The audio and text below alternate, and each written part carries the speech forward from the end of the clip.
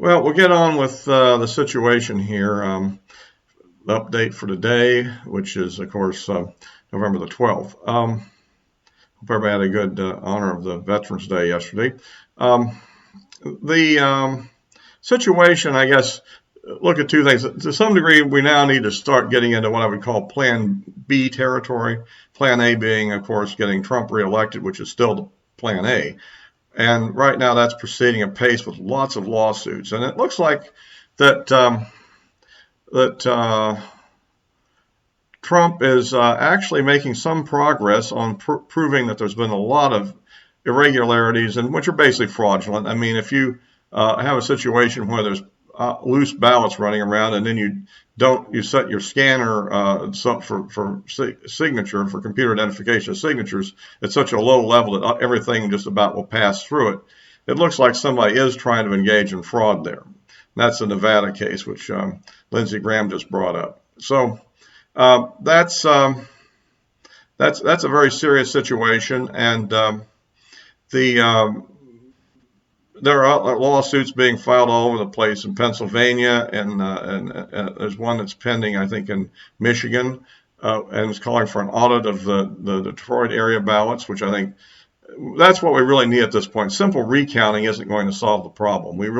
In some areas it will, if the problem is the software not calculating things correctly, or people not scanning it properly, or things of that sort.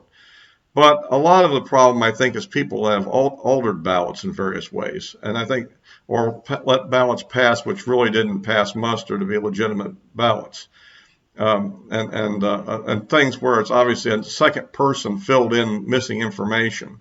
That should invalidate the ballot, because it probably indicates that partisan poll workers, were trying to fix things on their own. So anyway, these are issues I think that ought to be addressed and are being addressed, and the lawsuits are going forward. Again, as I've mentioned in previous videos, the critical issue is the clock. And we'll just have to wait and see what's happening. But it looks like the Trump team is going full scale ahead on this without any hesitation, you might say. But I want to get into what I'm calling Plan B, and that is something we don't want to face, but it could happen, obviously.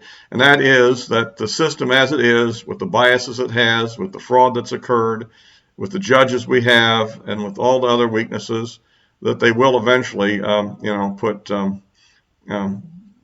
Joe Biden in the White House, and along with Kamala Harris. And so that puts us into that dreaded Plan B territory, which I didn't really want to talk about much. And I actually almost forbid myself from thinking about it much until the election was over.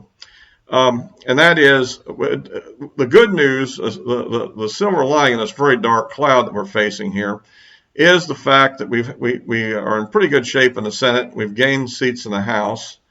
We've got a division splitting within the House Democrats between the people that think that Pelosi followed AOC and the squad too far, and that they're losing votes and support over it with radical positions like defunding the police and the Green New Deal.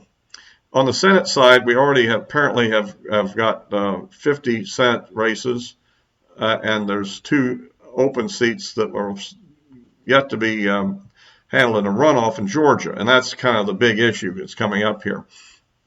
Now, the other piece of good news, which I mentioned in the last video, which I think is something which I wouldn't bet on ultimately holding up, but it's something to consider, and that is Joe Manchin's statement they will not be for ending the filibuster. And with no end of the filibuster, all the other radical things pretty much don't happen, except insofar as they can be done by executive order. And so that gives us a fairly good position. And I think Senator Manchin is probably honest on this, because the Green New Deal, for example, is basically declaring war on West Virginia. I mean, coal is a critical industry in West Virginia. And if you go with the Green New Deal, you're saying put West Virginia out of business. And so this gets beyond just a few, minor issues and so forth, and gets into the serious issues. It's even conceivable that if the Democrats put too much pressure on him, he might actually flip to the Republican side, I think. However, I would not count on this. This is kind of a hope, but it's not a certainty. And that's why it's critical that we win the 2 races in Georgia. Another reason is, do we really want Georgia to go Democrat? That would be bad for the future anyhow. And one of those seats is a 6-year seat. The other one, I think, is probably will be just for the rest of the term, which I think is 4 years, I believe. Correct me if I'm wrong on that, because I think Johnny Isakson left. It might only be 2. Okay, well, we'll get to that later. Maybe I'll put something in the comments on that when I get the answer.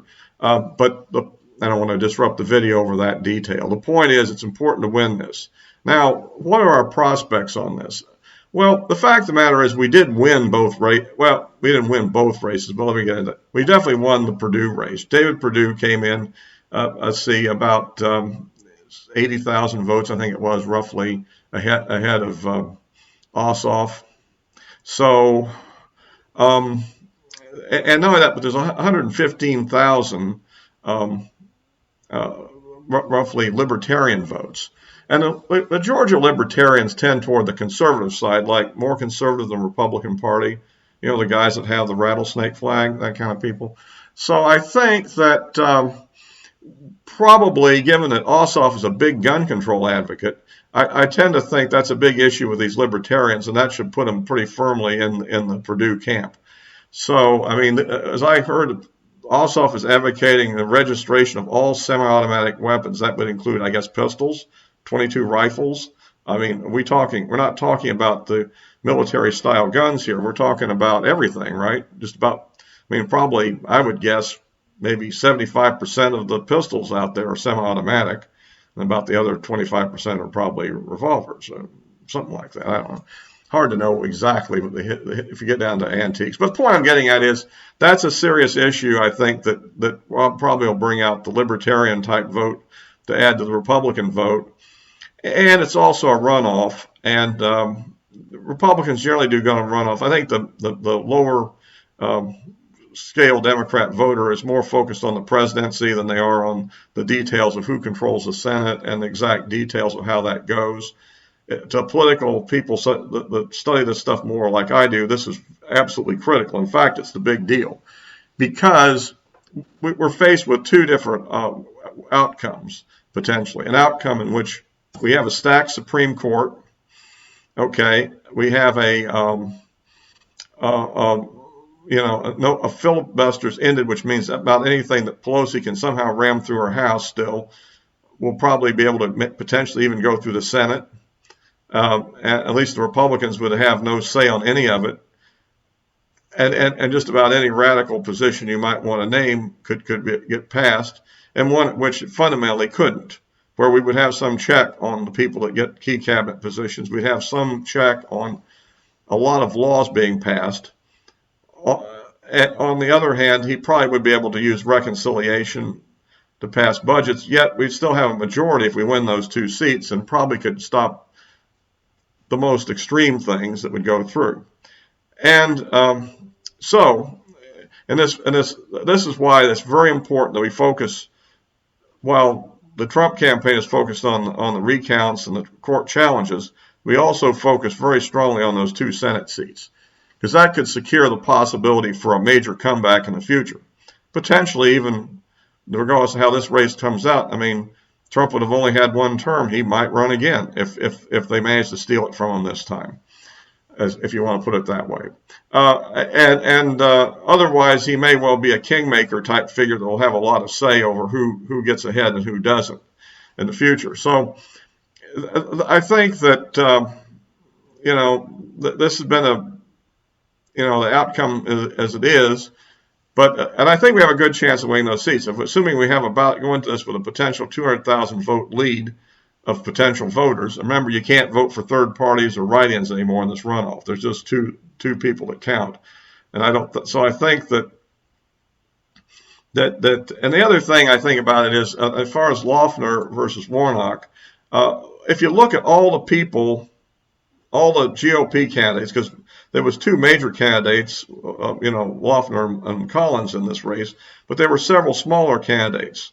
And we add up all the votes on the Democrat side and all the votes on the Republican side plus the Libertarian side, I think you pretty much have a bigger majority in that race than you do in the Perdue Ossoff race.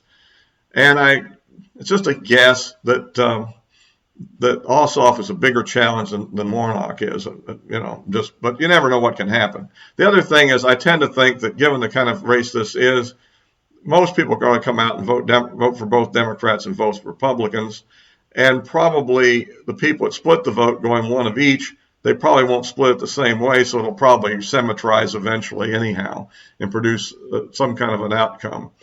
So that will probably give the Republicans a chance of grabbing the 2 seats. And so that's all I'm going to say is if anybody has the resources, give your $25 or whatever to the Perdue and Loeffner campaigns. And I'd like to say one thing about this, and I'm sure this will matter that I said it.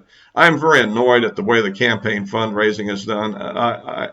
If you give all your contributions on the internet, you keep getting deluged with snail mail and vice versa, and phone calls. And I'm like, can't they get their computer programmed so they see how you want to react to them, or maybe even give you a questionnaire and ask how would you prefer to be contacted?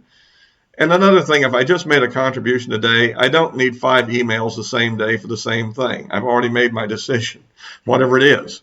However, I don't think I ever give twice in the same day of the same candidate. So whatever I decide to do, I've thought it out, and that's what I do. I don't know. Maybe this works for them, but I find it incredibly annoying. And I think you'd have more people willing to give small amounts of money if people could accept that kind of reaction and sort of take a look at what people are able to do, willing to do, and I'd say the same thing is true of charities. There's a lot of charitable contributions I would make if I didn't know I'd be hit with snail mail for the rest of my life from that charity. I mean, it's like it isn't like just putting some money in the bucket at the Salvation Army, at Christmas time. They do just come back and come back and come back, and all these things kind of get annoying after a while.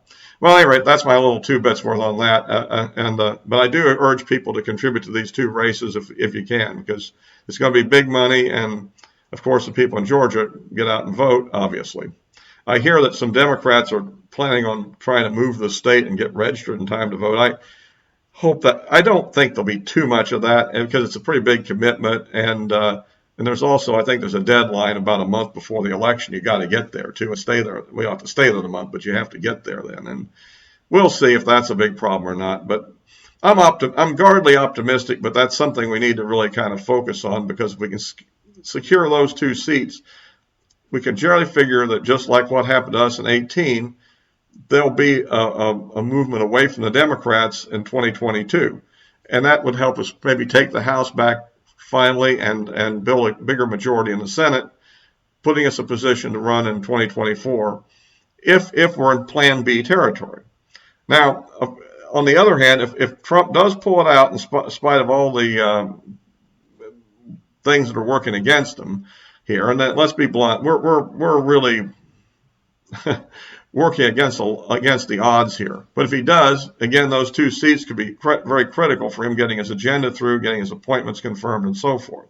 So whichever way it goes, it's very important. Well, that's kind of about it for today. I don't want to drag this thing out too long. So if you're on YouTube, subscribe to my channel so you get these things automatically. I was getting to people through Parler, and anybody that sees us on Parler, I want to say that Parler's changed their policy and won't let a person that's not a badged member post a link directly, and that's why I've been putting just telling you they will let you put one in your own, not in the comment section, I guess I should say. In your own post they will, so I do post it there, leave it at the top then, and so you can get to it easily. And those that have, I'm getting more followers on Parler, so obviously you follow me there. I'm following you as you follow me, so that's the thing there. Kind of get this going, and of course you can give me a like or any comments you have on these videos, what I'm saying, and forward links to other people. trying to build this channel up at the same time, keeping this issue. So that's it for today.